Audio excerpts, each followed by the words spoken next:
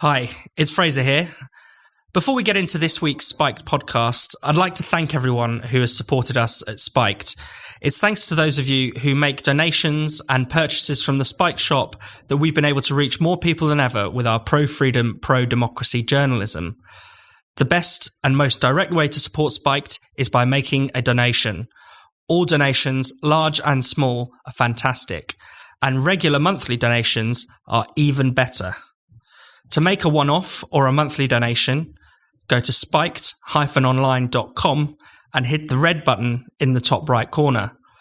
Any support you can give us will make a huge difference, so thank you. Now, on with the Spiked podcast. Hello and welcome to the Spiked podcast. I'm Fraser Myers, and joining me we have Spike's deputy editor Tom Slater. Hello. And Spiked columnist Ella Whelan. Hi.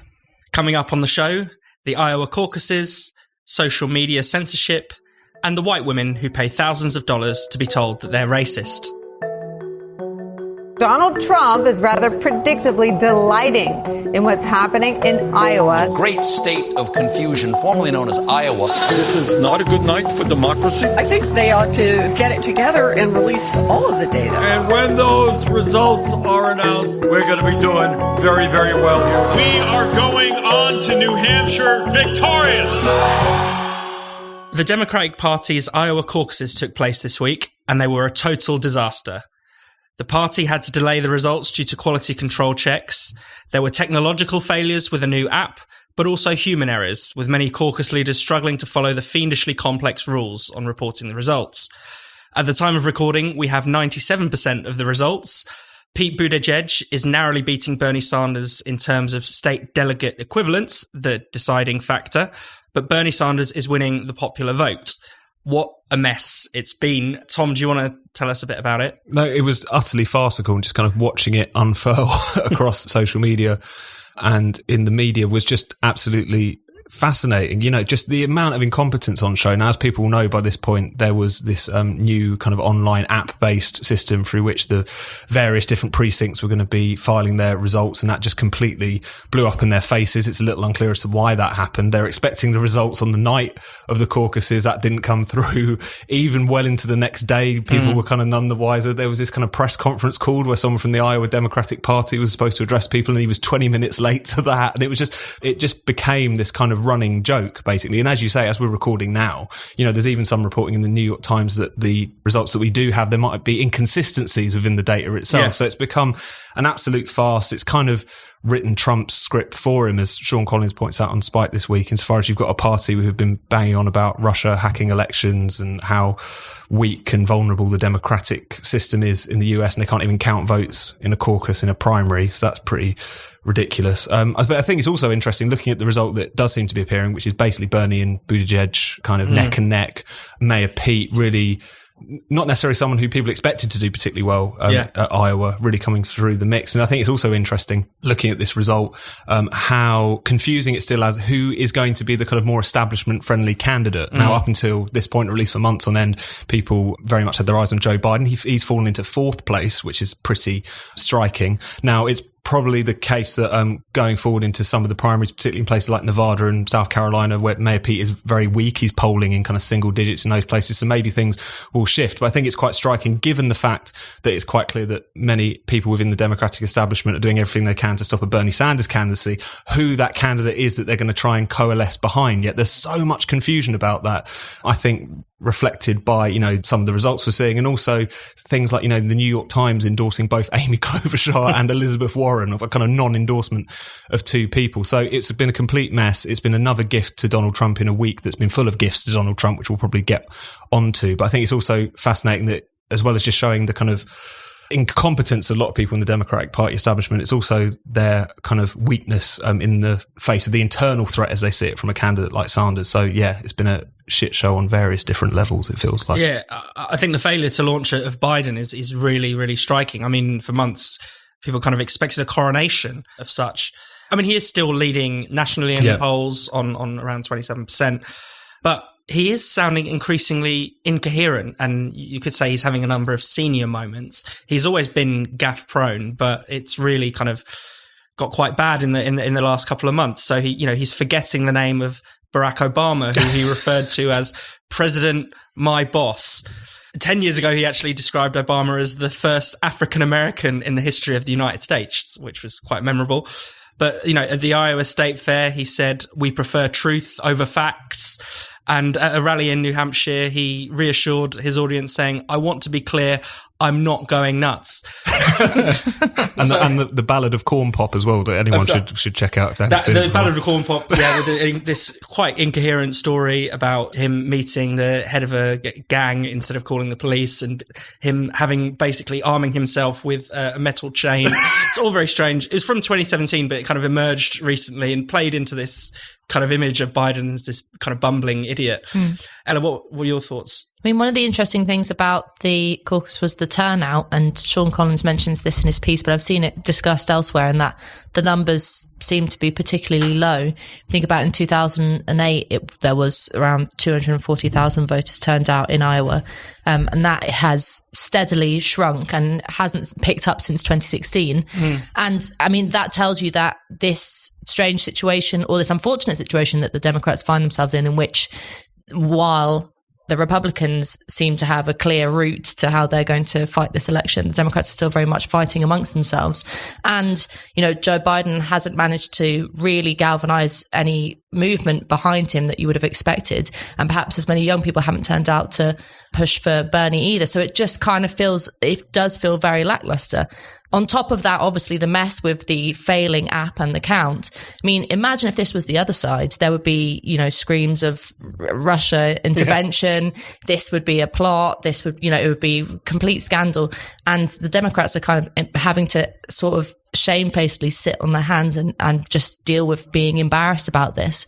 So it's certainly a lesson for them. And obviously, part of the problem is that whatever they do after this, it was meant to be this moment through which one of the candidates was, especially someone like Bernie Sanders, was going to use as a big moment to push on the rest of his campaign. So this could affect how things move forward. And for Trump, as Tom says, this is just such a gift, because no matter how actually incompetent he is or actually politically unsound, the Democrats are displaying that even if it was just a technical mess up, they seem more incompetent than the buffoon in office. So the other news from American politics, of course, was the not very shocking event that Trump was cleared in his impeachment trial. I mean, absolutely everyone knew this was going to happen. It's probably the most inevitable thing in the world. Mitt Romney being the only Republican to turn against Trump eventually. Tom, what are your thoughts? Well, it's completely backfired on the Democrats is, I think, the clear thing to take out of it. Again, it's split almost entirely, with the exception of Mitt Romney, along partisan lines. Completely fits the Trumpist narrative that this is a kind of establishment Democratic stitch-up. And he's not wrong in many respects. This was weaponizing the process of impeachment to try and unseat him, or at the very least to try to just dredge up and remind people of many unsavory things about him as possible, to try and stain him going into the election. I mean, Chuck Schumer said this pretty explicitly. He said we might not have impeached him, but there's always going to be an asterisk next to his name. But you look at the polling, that's quite clearly not panned out. The Gallup poll out this week suggested that Trump's at 49% approval rating. That's the highest of his presidency so far. He's obviously still incredibly divisive, but he's going into this election with a boost which was entirely gifted to him by the Democrats. And I also think it's interesting as far as the kind of candidates on the Democratic side who many of us thought might have been more in contention so far, particularly Bernie Sanders. I think in relation to not just the impeachment stuff, but kind of just various different things across the week, it's just challenged the idea that maybe someone like him, who is also a populist, will actually be able to take the argument to him, partly because obviously his campaign is faltering a little bit. And as Ella said, and as Sean pointed out, there's not the level of dynamism you would expect with a quote political revolution going into the candidacy so far. But I thought it was also interesting that people like AOC refused to go to the State of the Union address, which is also this week, as well as people like Rashida Tlaib, who's another high profile Bernie Sanders supporter, making her own little protest whilst being in attendance. Rashida Tlaib famously saying we're going to impeach the motherfucker when she was running originally. So again, being kind of very much associated with that. And I think just one thing that this week also kind of brought home a little bit is that Bernie in 2020 feels very different to Bernie in 2016. Yeah. Not necessarily him as a candidate, but kind of a lot of the nonsense that surrounds him. I think it's funny that the kind of attack line from the Democratic establishment has always been that it's the Bernie bros. It's these kind of un-PC millennial lads who patronise feminists at house parties. That's kind of like all the people who surround him. There's this kind of air of un-PC around him. If anything, I think the opposite is the truth, is that even though Bernie Sanders says some very sensible things in relation to identity politics, has reflected that he's not that kind of, insane liberal candidate, that he's someone with more scruples and more appeal as a relation to that. He does go into this race associated with a lot of kind of like DSA so-called socialist idiocy flowing around him. People who do think Donald Trump is the incarnation of all evil, and the people who are the sort of people who you could see at a DSA conference with blue hair complaining about gendered language. There's a bit more of that going on this time around. And I think that in the past week, it's just kind of made it feel that his candidacy, whilst it might have been particularly strong in 2016, it feels a lot weaker going into 2020 for various factors. Ella. And that's a shame, because he was, he was always, for me, attractive, because he was this kind of old school politician who wasn't going to get involved in that kind of new hype, and had this particular line, got to get back to the basics, got to get back to inequality in the country, standard things that might not be particularly exciting. But for American politics, was this kind of straightforward way that you thought, all right, this guy's got some principles. And I think that due to the fact that he's had to realise that he's going to pick up most of his support from Generation C, and they come with their own kind of prejudices in politics that he's probably going to have to play to. I mean, the really interesting thing from the impeachment non-scandal, and actually really interesting, we're talking on Thursday, the UK papers, hardly any of them had it on their front pages this morning, so much of a non-story it was this case of Mitt Romney. Mitt Romney's speech was about how, and what he said was about how history was going to remember him as someone who spoke out, that this was an important moment for him to speak his mind. And it's really key, because it's that kind of moralism that everyone watching what happened and all of Trump's base believed to be true, that this isn't actually about whether he did wrong. This isn't about the facts. This is about politicians and Democrats grandstanding their morals over the idiots that support Trump. And so, it was really interesting watching Mitt Romney do that, because you just think this is every single fear that every Trump voter has, is that all of you are just using this as an excuse to really not oppose Trump, but display your own moral greatness and your moral betterness. And so the more that the Democrats, putting aside Mitt Romney, but especially the more that the Democrats go down this line of, Nancy Pelosi tearing up the speech behind him when he's doing the State of the Union address, all of this stuff. And you just wish that someone would talk in the ear of one of these Democrat advisors and say that the more that you condescend to voters by using this moralistic language and this moralistic approach rather than a political opposition, you're going to strengthen Trump's campaign.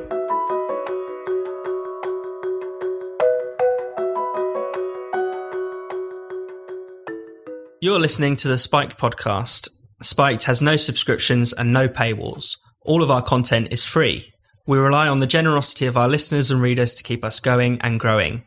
For those of you who already donate to Spiked, we can't thank you enough. It really means a lot to the team. If you haven't already, then why not consider giving Spiked a donation? You can make a one-off payment or give monthly by going to spiked-online.com.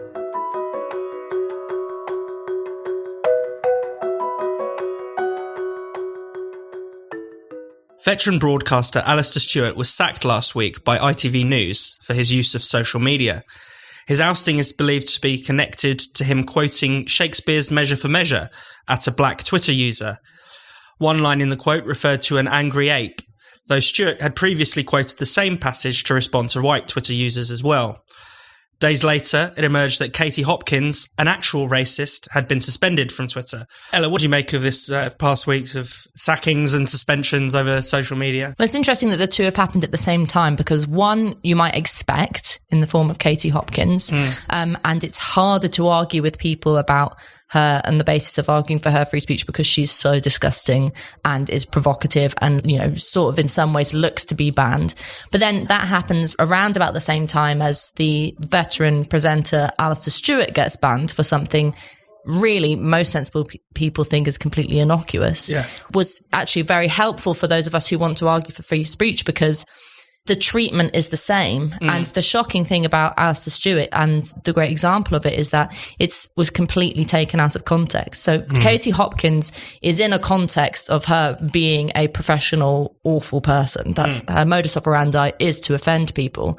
Whereas the Alistair Stewart incident there was some talk about him, actually trying to condescend to the person by using Shakespeare. But the idea that this was racist was crazy. And you had people like the BBC presenter Edward Dadu coming out and saying, in order to fight racism, we have to absolutely not call things that are not racist, and defended Alistair Stewart in this brilliant way. The lesson is that if you think that banning Alistair Stewart and getting him sacked and the way that he was treated in that censorious fashion is wrong, then it's the same for Katie Hopkins. The two are similar, because if you start making divisions and exceptions and drawing lines when it comes to freedom of speech, then you open the door for anything really to be considered offensive. And if you think what happened to Alistair Stewart is crazy, then you also have to defend the free speech of Katie Hopkins. Tom? Well, I think the Alistair Stewart thing was such a remarkable indication of how possibly the biggest thing that we're up against in relation to freedom of speech at the moment is institutional cowardice. No one could possibly think that this bloke is a racist. No one fair-minded looking at that Twitter exchange could assume that he used that passage involving the phrase, what is it, angry ape, as it turned out to be directed towards a black person he was in this Twitter argument with, that he was intending to demean this person racially speaking by suggesting that.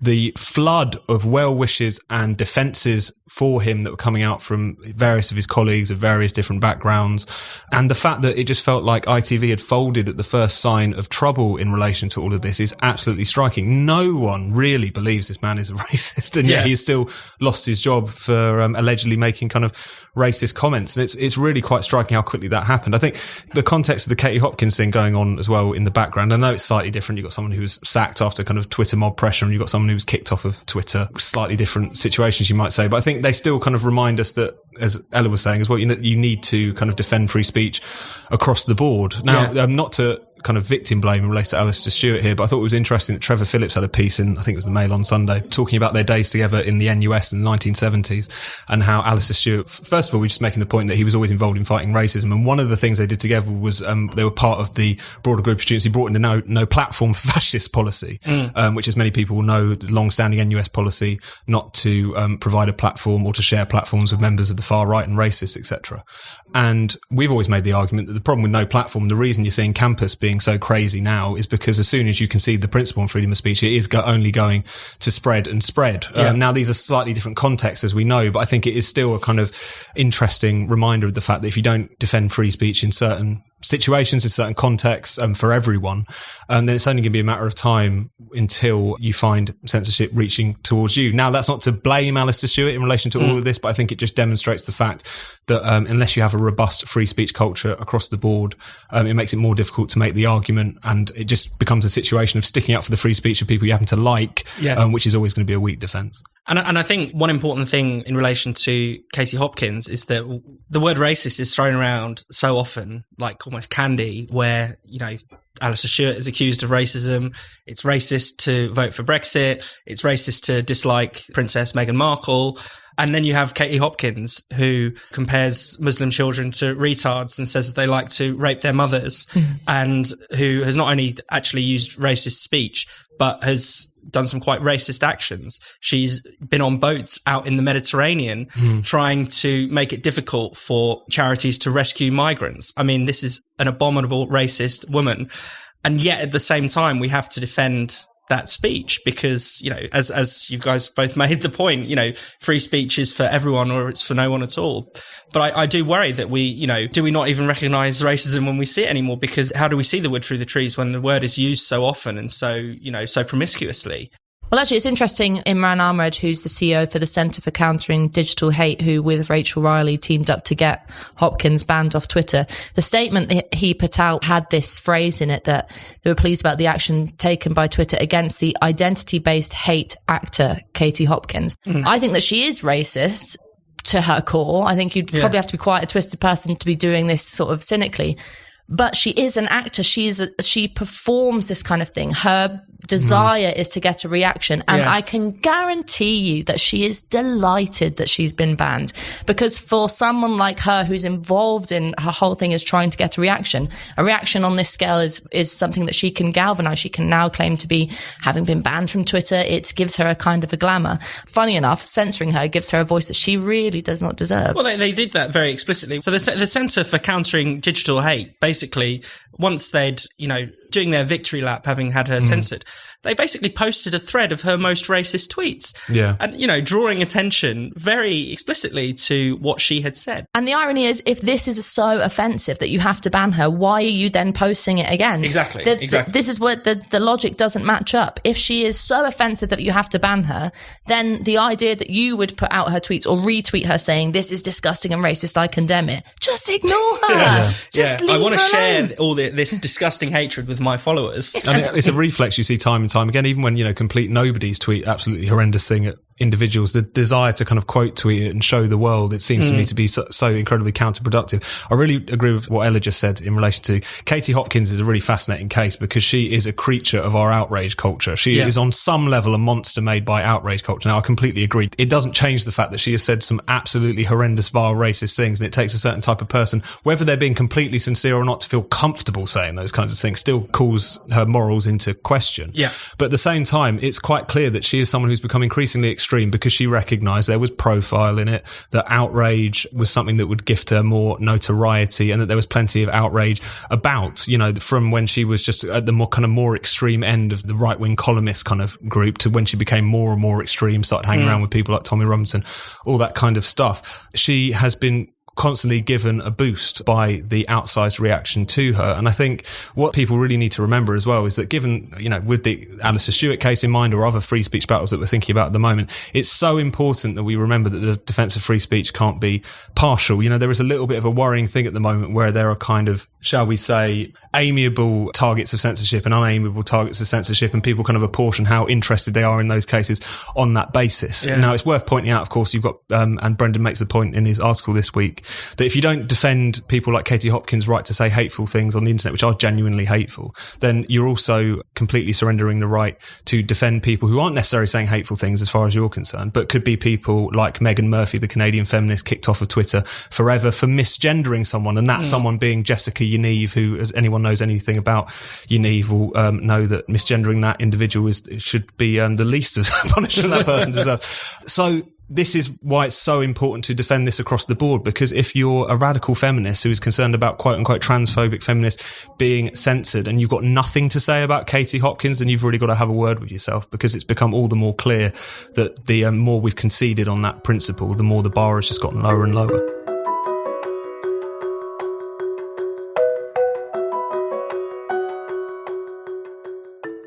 You're listening to the Spiked podcast. If you haven't already, don't forget to subscribe so you never miss an episode. You can subscribe to the podcast through iTunes, Google Play, Spotify, Stitcher, and more. And if your provider allows you to, why not give us a rating and a review while you're there? It really helps new listeners find the show.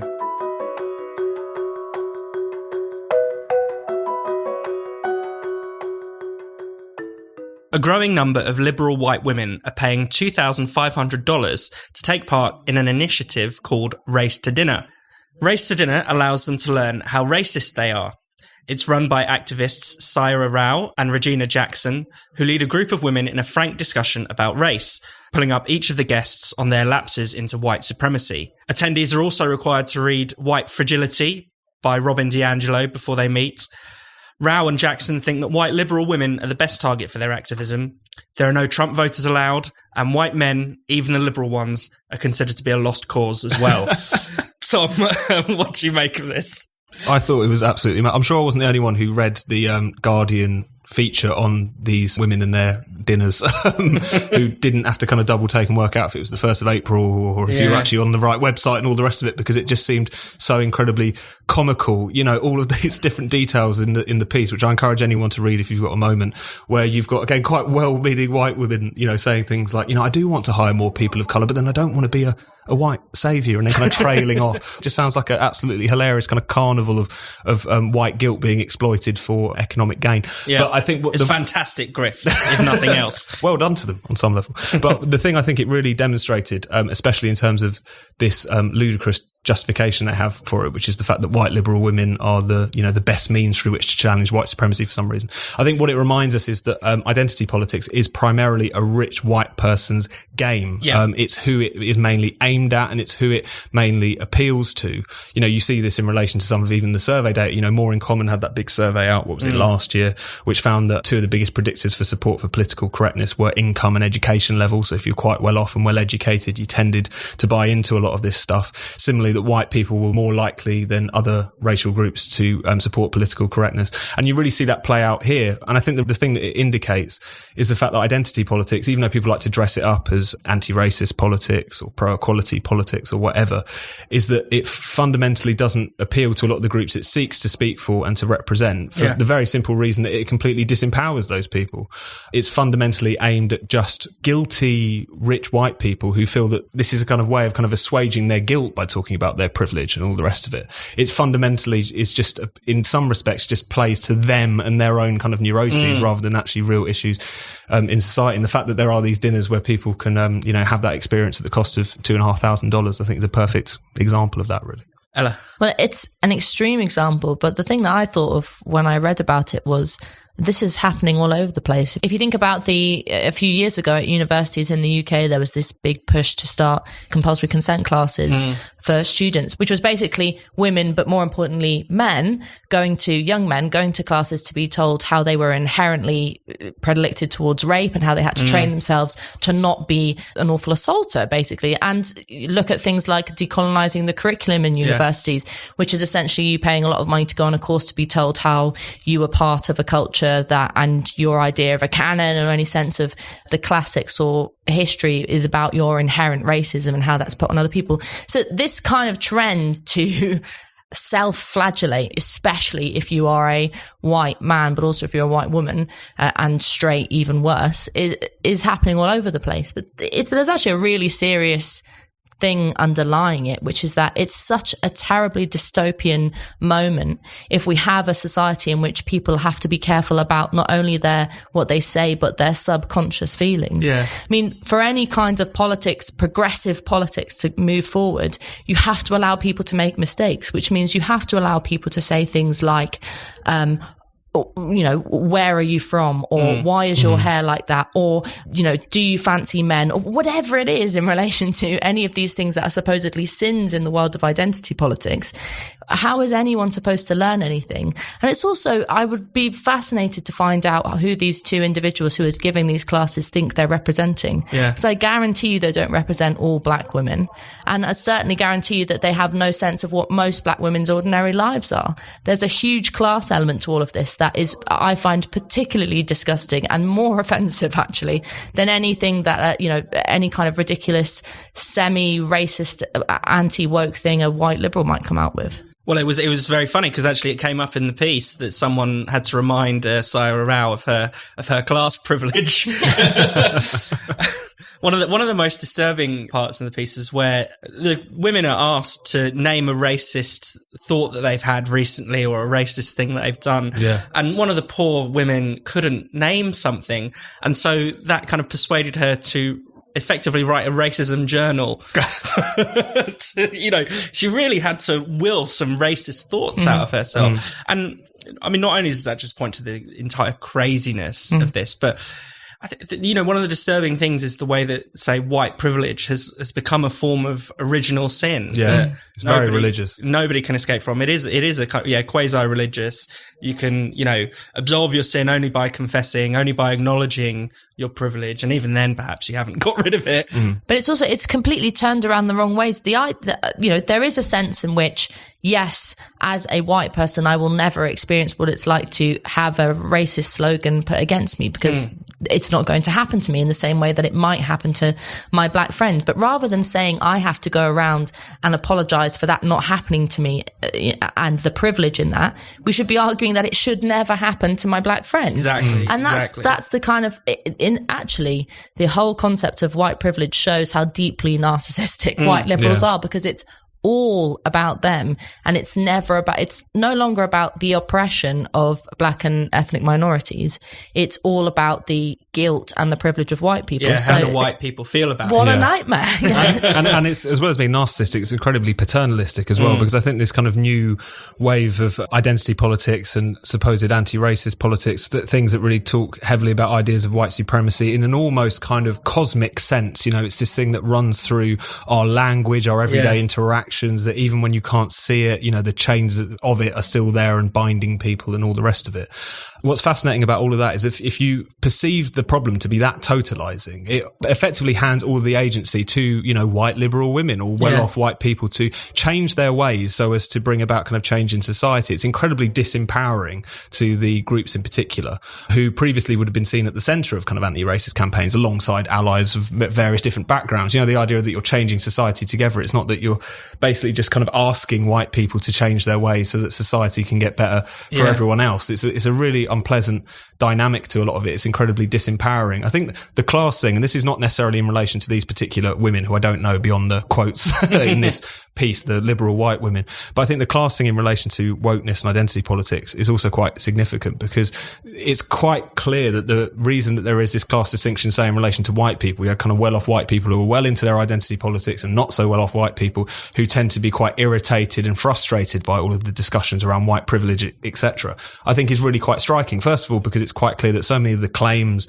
of wokeness just completely kind of crash on the rocks of, to use one of their phrases, the lived experience of, you know, working class white people. The idea that as some people have sincerely suggested recently, that say a white homeless person enjoys white privilege is obviously ridiculous to anyone who has seen that. But at the same time, I think what's quite striking, and again, I'm not bringing in these particular women in this case as well, is that for kind of white well-off people, identity politics also provides a means through which they can kind of legitimise and actually indulge in class prejudice. Yeah. Because the distinction, as you as an educated person, you as someone who can afford one of these dinners, you as someone who has read that White Fragility book and understands the issues, is that it's a way that you distinguish yourself from the other lot, you know, from the people who aren't as switched on, from the people who are ignorant and therefore racist. And so it's the class element to woke politics, I think, is really significant, not just in terms of why it appeals to well-off white women, but also why it definitely doesn't appeal to not so well-off white people, which is so clear that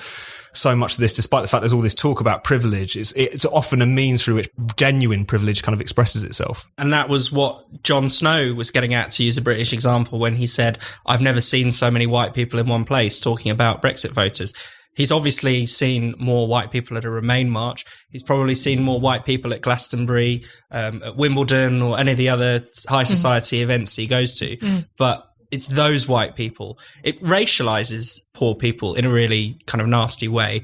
And yeah, as you said, legitimizes a kind of class hatred of them. And the irony is that certainly in the UK, among the working class, people from different backgrounds, from different countries, work shoulder to shoulder, cheek to cheek, and generally get along much better. There is much less of a sense of difference and hostility. Yes, people might say clumsy things. Yes, people might use words that are outdated. People might sometimes be quite offensive and need to come up to speed with what are the right ways to talk to people. But in general, the sentiment is much more of, well, we're in this together kind of thing. There is a genuine solidarity around, you know, like my father working with Romania on the one hand and someone from Nigeria on the other hand, and there being the sense of no difference between them. The difference comes into, like Tom said, when you have these members of the educated class, liberals, upper middle class women, for in this case, who actually cling to the idea of there being difference because they want to celebrate it, they want to learn about it, rather than actually saying this terribly controversial thing that you can't say anymore, which is, I don't see colour, there's no difference between us.